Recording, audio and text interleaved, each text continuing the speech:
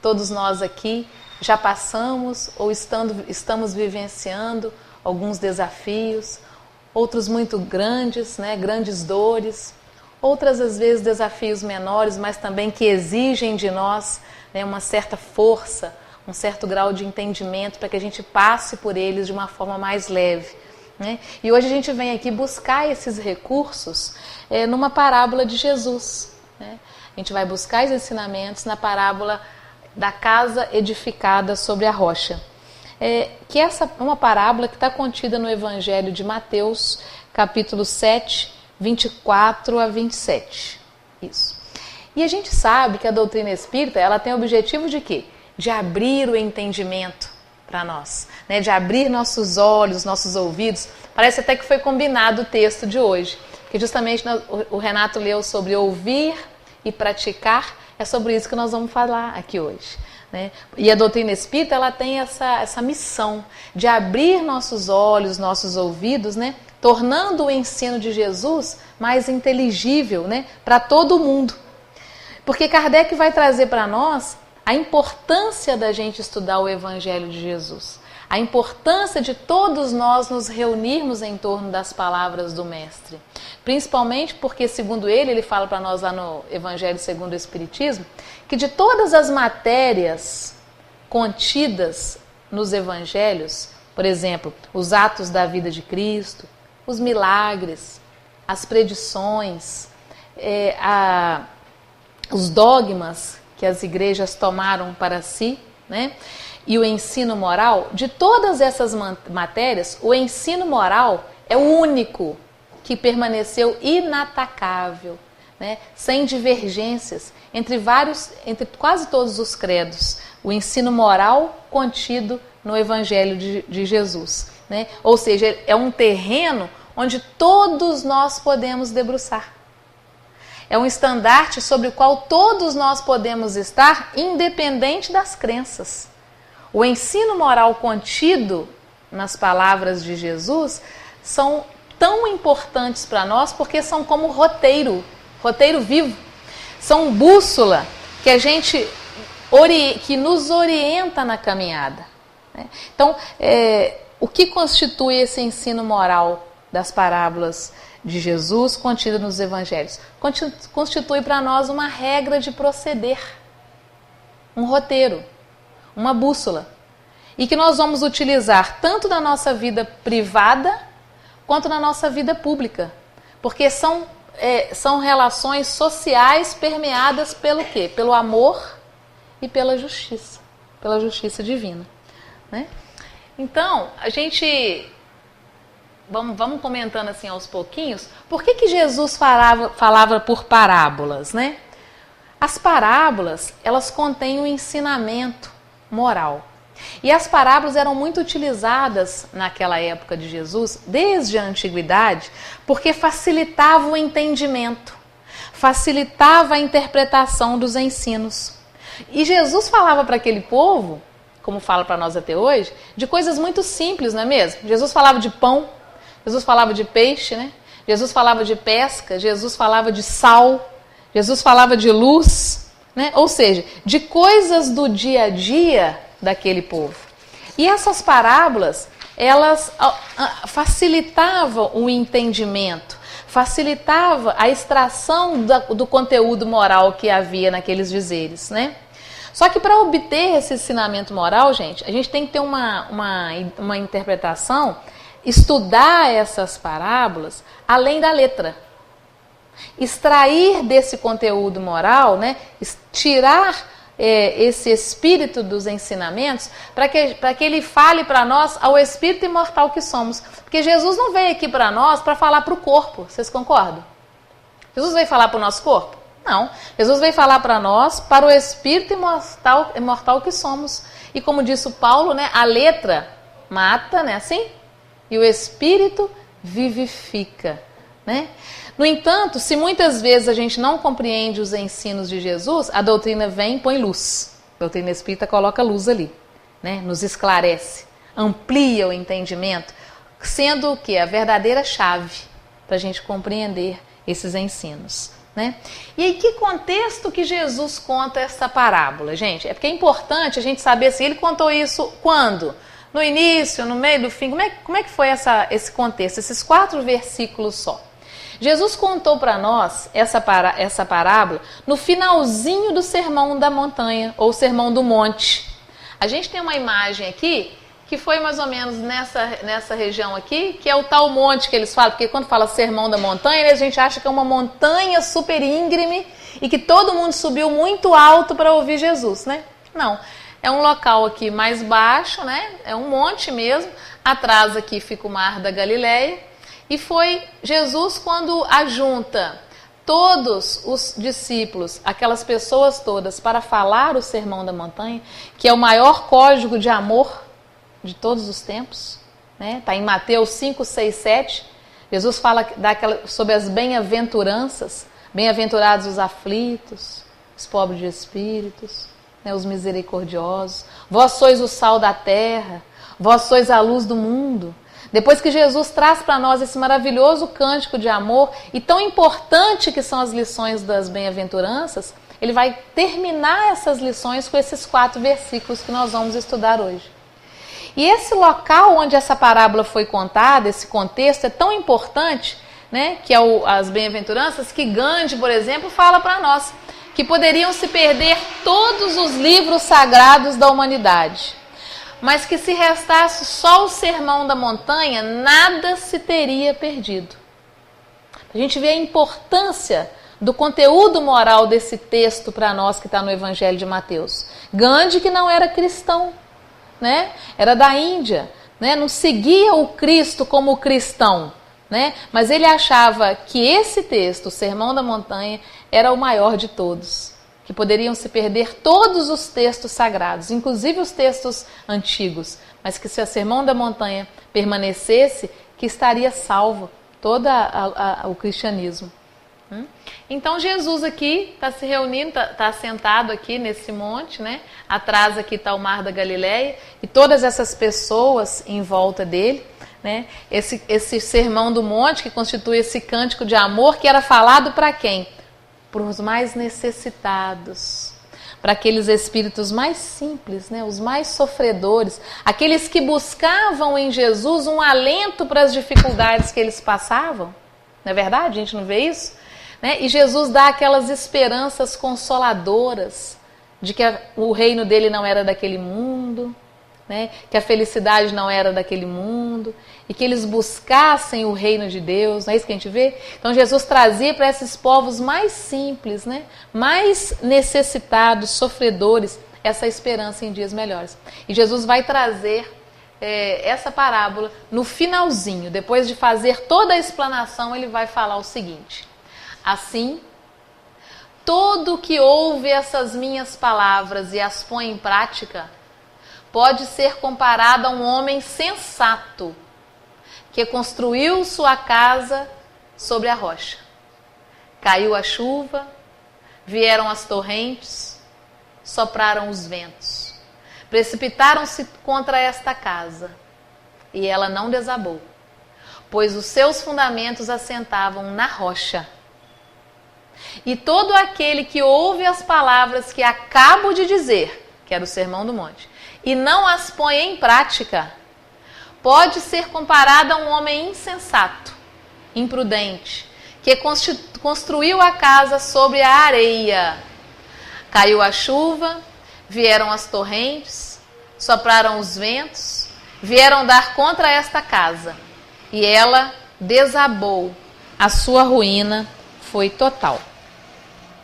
Então, a gente vai ver que essa parábola, esses versículos que Jesus trouxe para nós, eles vieram trazer o que para nós? De que fala essa parábola? Qual que é a principal lição que vocês, assim, lendo rapidamente, sem a gente estudar um pouquinho, o que vocês entendem, compreendem que ela quer dizer para nós?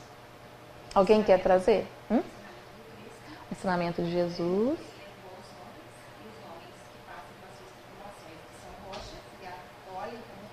Uhum.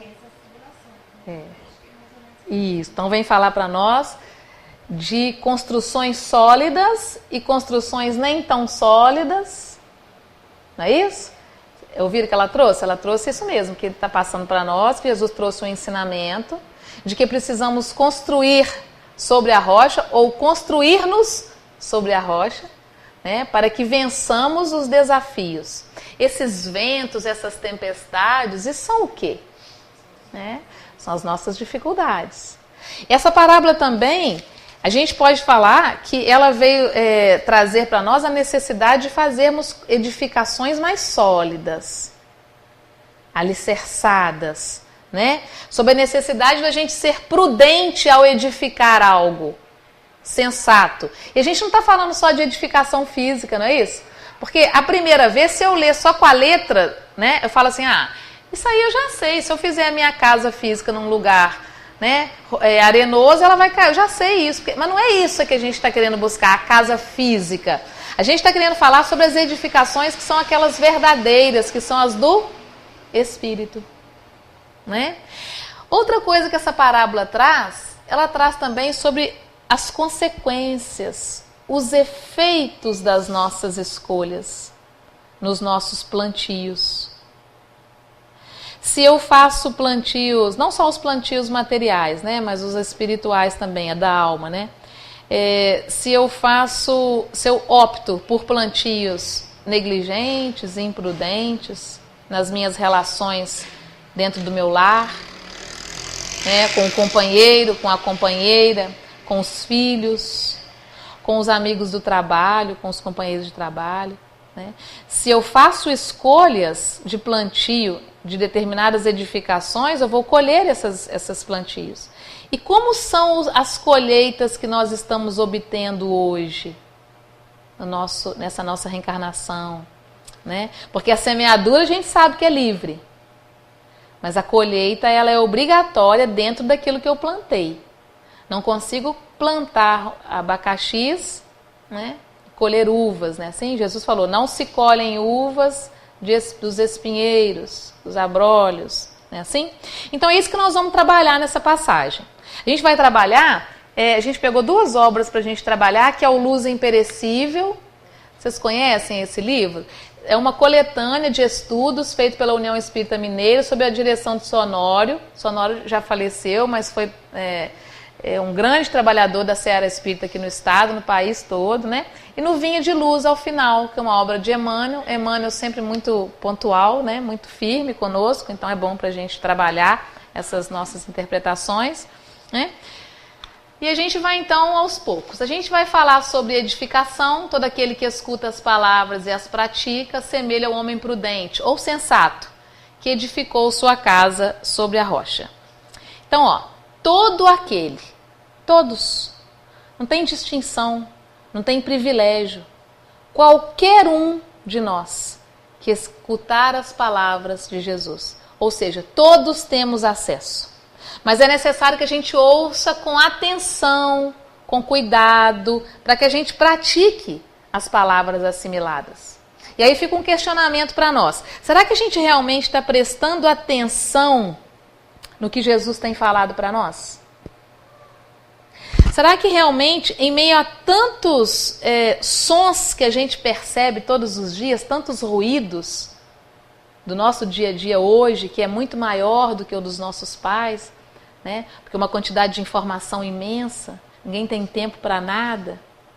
Será que nós estamos prestando atenção ou nós estamos selecionando e ouvindo só o que a gente interessa? Porque talvez ouvir as palavras de Jesus requer de nós que saiamos da nossa zona de conforto. Porque as palavras de Jesus vêm para mexer conosco mesmo, para que a gente trabalhe no nosso homem velho, para que a gente reajuste e adeque o nosso comportamento de acordo com os seus ensinos. Será que eu estou ouvindo bem o que ele quer dizer para nós? E praticar. Será que nós estamos praticando o que Jesus trouxe para nós? Porque parece que a prática dos ensinos de Jesus, gente, exemplificando esses ensinos, tem sido o nosso maior desafio, concorda? Porque uma coisa é a teoria, outra coisa vem lá com a prática, não é assim? E a gente vem de milênios de reencarnações, né, de um plano eminentemente religioso, onde a gente retém a orientação, mas não faz. Nós sabemos muito bem o que a gente precisa fazer, mas a gente ainda não se esforça o suficiente para isso. E praticar o evangelho é o quê? Exemplificar. Quando eu cheguei aqui, tinha uma frase de Francisco de Assis, quando ele fala, pregai o evangelho, se necessário use palavras.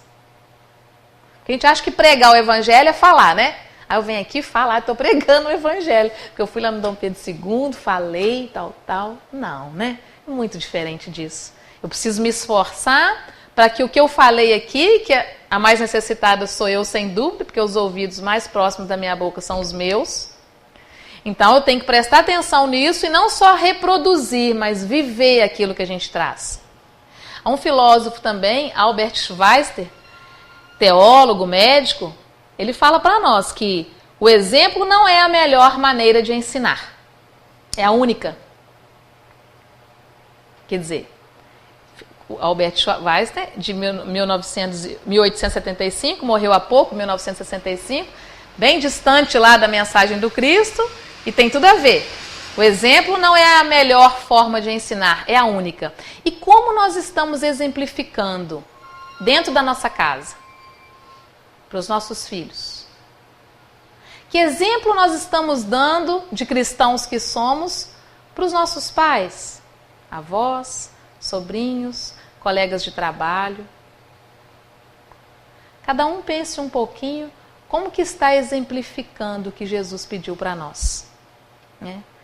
Então, quem ouve e pratica assemelha ao homem prudente, sensato, né? Então, o que ele fala? Olha, quem faz isso está situado ali dentro da lógica, da razão, do bom senso.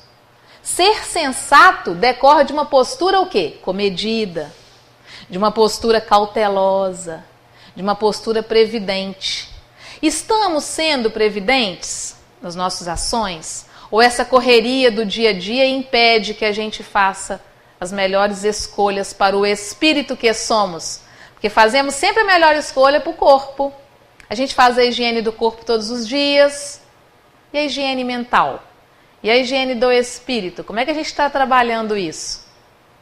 Né? E a gente não pode esquecer que quando a gente está prudente, cauteloso, previdente, a gente está edificando sobre rocha, né? Edificar a casa num terreno seguro, adequado. E isso, gente, é a nossa meta. As edificações sólidas são a nossa meta, né? E aí a gente não pode esquecer que a gente está construindo há quantos milênios? Porque eu não estou edificando só hoje.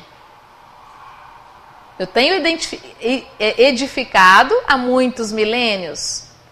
Como será que foram as construções do passado? As minhas edificações? Não preciso de ir muito longe para saber, não é nem fazer regressão, não, né? Basta pensar um pouquinho onde estamos situados hoje. Que tipos de desafios enfrentamos hoje? É fácil para saber o passado como foi. Não é assim?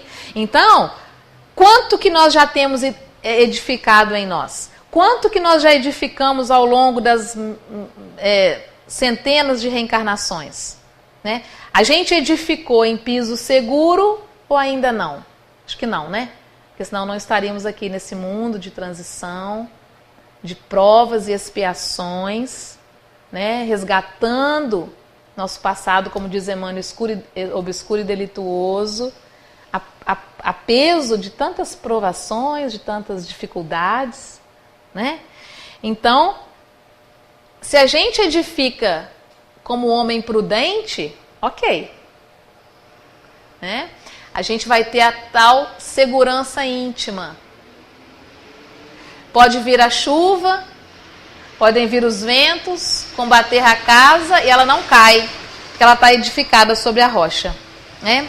Se a gente edificar nossa casa íntima, vamos falar da casa íntima, porque a casa física a gente já sabe que não pode fazer no terreno ruim.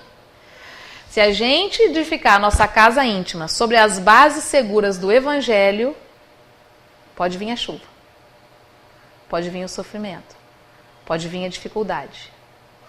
eu vou deixar de ter esses problemas? Vou passar melhor por eles, não é assim? Porque o Evangelho vai nos sustentar. O Evangelho de Jesus vai nos colocar prontos para aquele desafio que virá. Por quê? Porque edificamos sobre a rocha. É isso? Esses ventos e tempestades são os nossos desafios, não é assim que vocês disseram aqui? As nossas provações. Mas acontece que esses ventos também são muito importantes e fazem parte da nossa jornada, porque eles medem a nossa resistência. Como eu vou saber se a minha casa está sobre a rocha? Se ventar, se chover, se vier a tempestade. Como eu, como espírito imortal que sou, coloco à prova a minha edificação? Se ela está segura ou não? Passando pelos desafios, pelos testemunhos. Porque essas lutas que a gente vivencia, gente, todos nós, cada um de nós aqui, não tem nenhum de nós aqui que não estejamos passando por algum desafio, ou que já passamos, ou que vamos passar.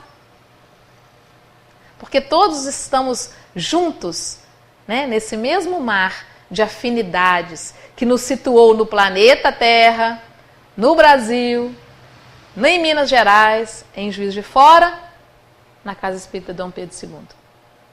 Olha, muita afinidade. Então, o que nos diverge, então? Né? O degrau que cada um de nós está. Uns já avançaram em umas coisas, outros ainda não, mas já avançaram em outras que aquele outro não, mas no fundo estamos mais ou menos, né, na mesma faixa.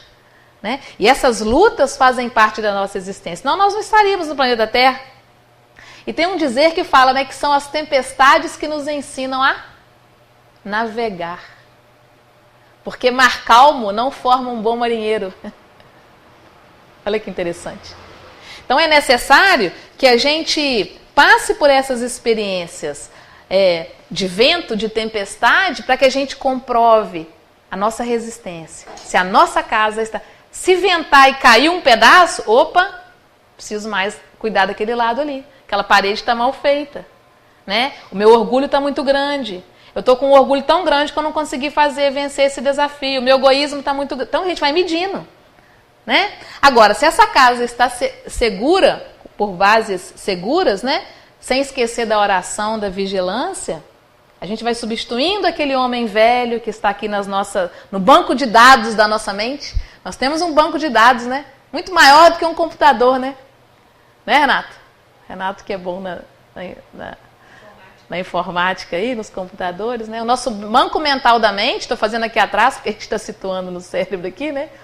Mas ele é repleto de informações desde quando fomos criados. Não é assim? E por quantos milênios já passamos, até em outras estruturas que não como homens, né? Mas em outros reinos, nós já passamos. Né? Então, vindo as tempestades da vida, nessa estrutura inabalada do Evangelho de Cristo, se eu estiver ali com a minha casa íntima ali, nesse alicerce, eu vou conseguir passar melhor por essas dificuldades. Né? Agora, se eu edifico, né? Se eu estou ouvindo as palavras e não cumprindo, eu só escutei, eu não tenho tempo para parar para pensar, porque esse negócio me requer muito esforço. Né? Eu tenho que trabalhar o perdão, eu tenho que trabalhar a minha fé, eu tenho que trabalhar tantas coisas, a gente não tem talvez nem tempo para isso. Então a gente fica naquela zona de conforto, sofrendo, mas não trabalha para edificar a casa íntima sobre base sólida e vai edifica sobre a areia, sobre base movediça, sobre as bases de Jesus, não do mundo. Que o mundo nos oferece, que quando o Silvio Sonório fala, o piso oscilante das convenções humanas. Olha que isso. A gente está edificando sobre bases nada sólidas, as convenções materialistas, o consumismo, né, o poder, né, a bebida, o sexo. Olha onde é que a gente está edificando as nossas casas, com a insensatez. Sem prudência.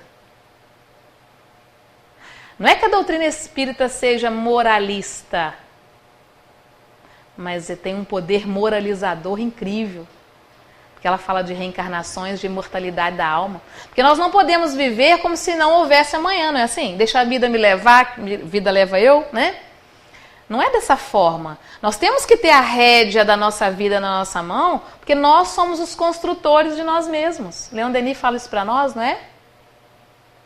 Então a gente tem que ficar atento da responsabilidade que a gente tem sobre essa edificação, para que ela não venha, seja edificada em terrenos arenosos e venham as quedas. Porque vai ruir. É matemática. Como 2 e 2 são 4. Né? Sempre que a gente edificar a nossa casa sobre essas convenções do mundo, materialismo, sensações, nós vamos ruir quando vierem os ventos. Não há dúvida. Por isso que Jesus afirmou para nós: eu sou o caminho, a verdade e a vida. E ninguém vai ao Pai senão por mim. Não há outro caminho. Por isso a necessidade urgente da gente trabalhar isso em nosso íntimo. Ouvir, mas praticar, né? Toda vez que a gente tem um fracasso, aí a gente percebe, né, que os assuntos referentes à vida imortal são muito secundários no nosso dia a dia. Vocês concordam? Porque a gente trouxe para a consciência já a imortalidade da alma? Acho que não. Porque senão a gente já teria mudado muitas coisas em nós. Quando a imortalidade da alma vier para a nossa consciência, aí sim, a gente vai mudar o comportamento e começar a fazer ajustes. Porque a gente trata esse assunto de uma forma muito superficial, muito no personalismo, né? Nessas convenções transitórias. E aí vem as dores, vem os sofrimentos. E edificar nossa casa sobre o Cristo, sobre o que o Cristo nos trouxe, vai nos tirar os desafios? Repito, não.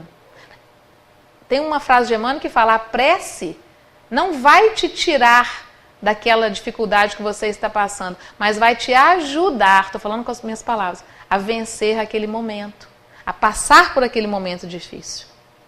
Não é isso? Alguém quer falar alguma coisa sobre esses tópicos que a gente viu ali agora? Edificação, segurança íntima, insensatez, quedas. Vocês querem trazer alguma coisa? Tudo bem? Quem vai nos dar lições maravilhosas também é o Torres Pastorino, Carlos Juliano Torres Pastorino, viveu de 1910 a 80. Né? Ele tem a obra mais famosa dele é Minutos de Sabedoria. Quem de nós não tem, né? Ou já leu alguma página, né? E ele tem uma obra maravilhosa, fantástica, que a gente deveria ela ser de cabeceira. São muitos volumes, esse é o volume 2, chama Sabedoria do Evangelho. Né? Carlos Pastorino, ele comenta as passagens do Evangelho, e nesse capítulo 2 ele vai comentar essa parábola que a gente está estudando. E no capítulo denominado Viver os Ensinamentos. E o Pastorino vai trazer para nós o seguinte, que Jesus, ele demonstra para nós na sua vinda aqui, com exemplos muito vivos, né, que não é a religião que a gente segue que vai nos salvar. Não é o ritual que a gente pratica que vai nos salvar. Não é a devoção que vai nos salvar, nem o mediunismo, nada disso. Nada externo vai nos impulsionar para esse avanço, mas apenas a vivência interior. Enquanto a gente não cumprir integralmente e vivenciar os preceitos que Jesus trouxe para nós, as nossas obras que são exteriores são pura casca, ele fala para nós. São puro verniz, que dão um retoque aqui, né? E a gente segue.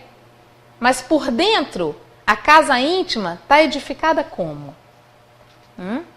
Ele fala que então toda a casa solidamente construída nos alicerces profundos mesmo do eu, do Cristo interno que habita em nós, né, resiste a qualquer intempérie. Ao passo que se eu fizer edificações baseadas na vaidade, né, no sistema de trocas, eu vou fazer isso porque eu estou querendo o reino de Deus. Né? Se a gente fizer isso com essas intenções, ao menor sopro de adversidade, nossa casa íntima vai ruir. né? Ele fala para nós que a fé baseada nos homens esboroa-se. Tão logo um homem desse deslize. Mas que se alicerçada em Cristo essa fé, todos os homens podem falir. Que o Cristo vai permanecer como fundamento inabalável por toda a eternidade. Olha que interessante. Porque às vezes a gente procura, né, ficar apegado a um médium, a uma determinada pessoa, né? Não. A gente não pode se firmar sobre o outro. Que, como diz a Joana de Ângeles, quem edifica sobre terreno alheio perde a construção. É assim? Olha que interessante. E edificar sobre terreno alheio não é só construção física também não, que vai perder a casa, né, pela justiça, mas a edificação, por exemplo, no relacionamento afetivo. Quantos de nós edificamos a nossa casa íntima, né, em terreno alheio, no coração do outro, e o outro desiste de estar conosco? E a gente fica como se a gente está edificado sobre o outro? Olha que interessante a gente pensar sobre isso. Até as ligações afetivas, a gente pode sim fazer essas ligações que são muito importantes, né, para a continuidade, né, do mundo, sobre trabalhar as relações afetivas, a afetividade, mas é necessário que a gente preservar a individualidade. Porque se o outro for, cá estamos, seguindo. Não é assim? E quantas vezes a gente vai junto, né, adoece, entra num processo doloroso de depressão, às vezes, né, porque a gente construiu a nossa casa no terreno alheio. E acabamos por perder as construções, né?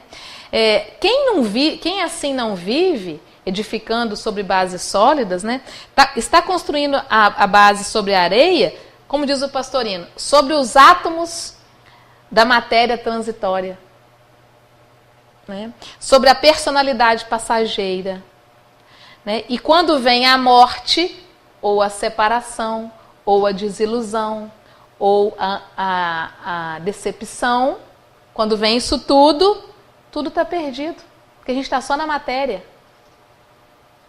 E a personalidade, gente, é o exterior. Ele fala assim, mesmo que a gente está edificando sobre a personalidade. A nossa personalidade é o exterior, não é o nosso eu profundo. O nosso eu profundo é o Cristo interno que nós estamos dentro de nós. Porque Jesus não é a nossa meta? Sabe-se lá quantos bilhões de anos chegaremos lá, ok? Mas é a nossa meta. Então, nós todos temos um Cristo interno em potencial e que, à medida que evoluirmos, daremos vazão a que ele desabroche em nós, através do amor puro. Estamos longe, mas é a nossa meta. Não é isso? E quando a gente edifica sobre a nossa personalidade, sobre o nosso eu, a gente está fazendo a edificação na parte externa, porque o que eu tenho no íntimo profundo é que é o meu eu, é que é o espírito. Porque a personalidade, ela pode ser mudada, concorda?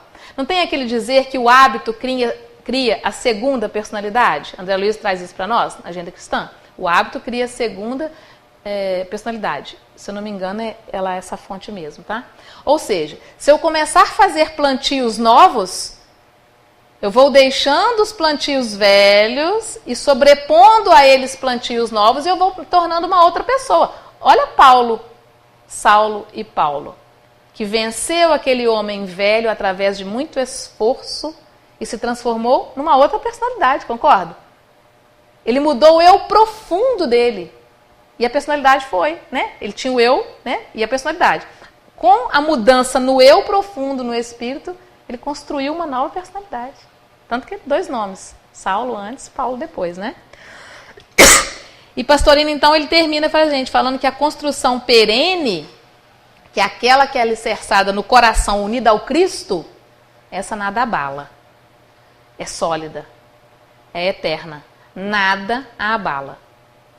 E olha o que ele fala. Tudo o que possa nos ocorrer por fora só atinge a nossa personalidade. Não atinge o eu profundo. Quer no intelecto, nas emoções, nas sensações, na matéria. O eu profundo é inatingível se eu estiver com a minha casa íntima construída em bases sólidas. né? Nada de fora vai poder me magoar. Nada de fora, uma calúnia que seja, nada vai me ferir. Nada vai me diminuir. Olha que forte isso. Olha como é que isso é importante a gente trazer essa reflexão. Ah, mas então nada de fora pode me abalar? Não, se estivermos edificando nossa casa íntima sobre as bases sólidas do Evangelho do Cristo. Se alguém nos bater, ou nos ferir, ou nos caluniar, ou até nos matar, né? A única coisa que vai ser atingida é o veículo físico, ou até a personalidade. O nosso eu jamais será alcançado, né? E esse eu verdadeiro não pode ser atingido pelo externo. Aí a gente dá o exemplo de Paulo. Quando foi preso, no finalzinho lá do Paulo e Estevão, que está esse texto. Paulo é preso, junto com os irmãos que eles pregavam, eles estavam conversando sobre o Evangelho. Ele então é preso. E depois de conversar um pouco com os guardas, de dar outras orientações aos seus irmãos em Cristo, o soldado fala: dê a ele 10 bastonadas. Inflijam um castigo físico a Paulo. Aí ele responde: não podeis ferir senão o corpo. Podeis amarrar-me de pés e mãos, quebrar-me a cabeça, mas as minhas convicções são inatingíveis, inacessíveis aos vossos processos de perseguição. Não é isso que o pastorino está falando para nós? Olha a importância da solidez da nossa casa íntima. Olha o que Paulo fala. Pode fazer o que quiser, mas vão me ferir só o corpo. Meu espírito está intacto. Meu eu profundo está blindado. Né? Nada, vocês podem fazer o que quiser com o físico, mas as minhas convicções são inatingíveis e inacessíveis aos vossos processos de perseguição. Não é incrível isso? Nós faremos isso um dia. E depois, quando ele é preso, e depois ele é levado para a morte, né? O soldado fala para ele: eu lamento ter sido escolhido para este momento. Ele fala: não precisa me lamentar por mim, que vou encontrar com o Pai. Lamentes por tu. E aí o soldado treme, né? Porque ele foi degolado. E ele fala assim: não temais, cumpri o vosso dever até o fim. Cumpri, faça o seu dever, porque eu estou pronto. Olha que lição para nós sobre isso. Está lá na obra Paulo e Estevão, né? Emmanuel, psicografado por Francisco Cândido Xavier. Né?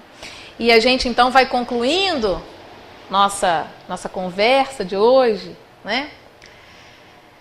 Sim, somos capazes de vencer as lutas internas e enfrentá-las com sabedoria, mas de uma condição, olha lá: se alicerçarmos nossas edificações sobre bases sólidas de amor, de fé, de paciência e de perdão. Se, né? No entanto, é preciso que acionemos a vontade, que é uma das potências da alma e que comanda todos os setores da nossa ação mental, a fim de que possamos persistir no empreendimento de nossa transformação íntima, tão urgente e necessária nesses tempos de transição, porque só a vontade é suficientemente forte para sustentar a harmonia do espírito.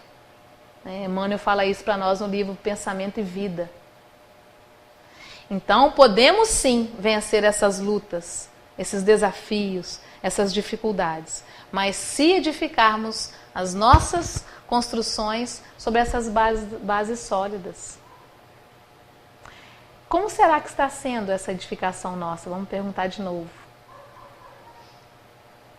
Né?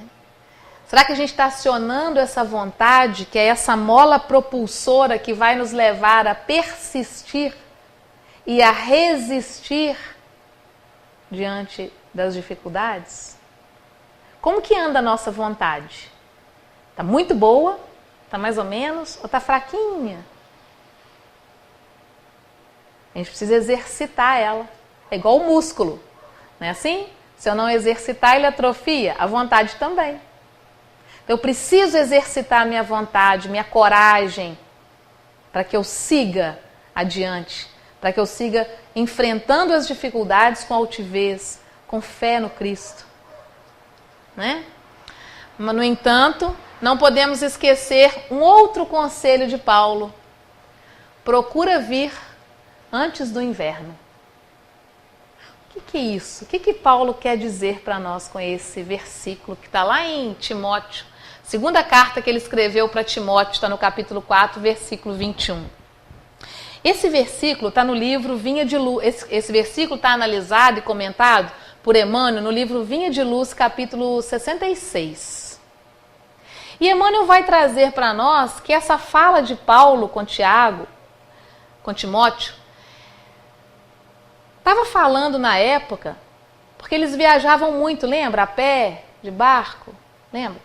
Então, Paulo escreve uma carta para Tiago e fala, olha Timóteo, venha, mas procura vir antes do inverno, né?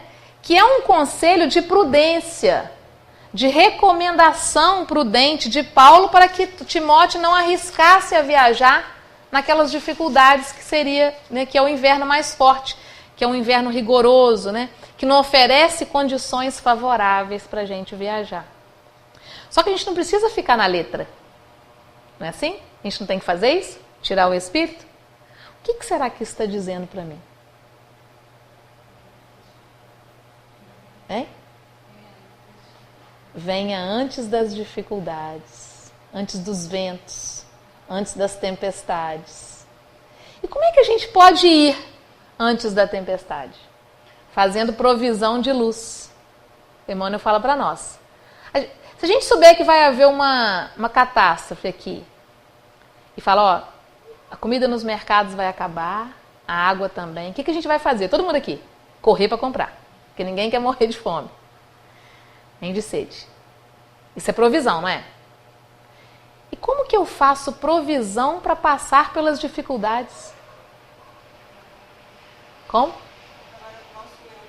Exatamente. Trabalhando o nosso eu profundo, o nosso íntimo, para que a nossa casa íntima seja edificada sobre o Evangelho, sobre Jesus, que é a rocha maior, é a firmeza, né, que vara os séculos e milênios e vai ser sempre assim. Não é isso? Então vamos tirar um pouquinho da letra ali, né? Vamos mobilizar a nossa interpretação espiritual, né? Aí a gente vai fazendo uns questionamentos que Emmanuel coloca assim para nós. Cada um responde assim mesmo, tá? Quantas almas apenas se recordam da necessidade do encontro com os emissários de Jesus por ocasião do inverno rigoroso do sofrimento? Quantos de nós se lembra de Jesus somente em hora de neblina espessa, de tempestade ameaçadora, de gelo pesado e compacto sobre o nosso coração? Em momentos assim, o barco da esperança costuma navegar sem rumo, ao sabor dos ventos e das ondas revoltas. Os nevoeiros ocultam a meta e tudo em volta do viajante da vida tende à desordem e à desorientação. É indispensável, portanto, procurar o amigo celeste antes dos períodos angustiosos, para que nos instalemos em refúgios de paz e segurança íntima. O aprendiz leal do Cristo não deve marchar no mundo ao sabor dos caprichos satisfeitos, e sim na pauta da temperança, da compreensão e da prudência. O inverno, meus amigos, é indispensável e também útil como período de prova benéfica e renovação necessária.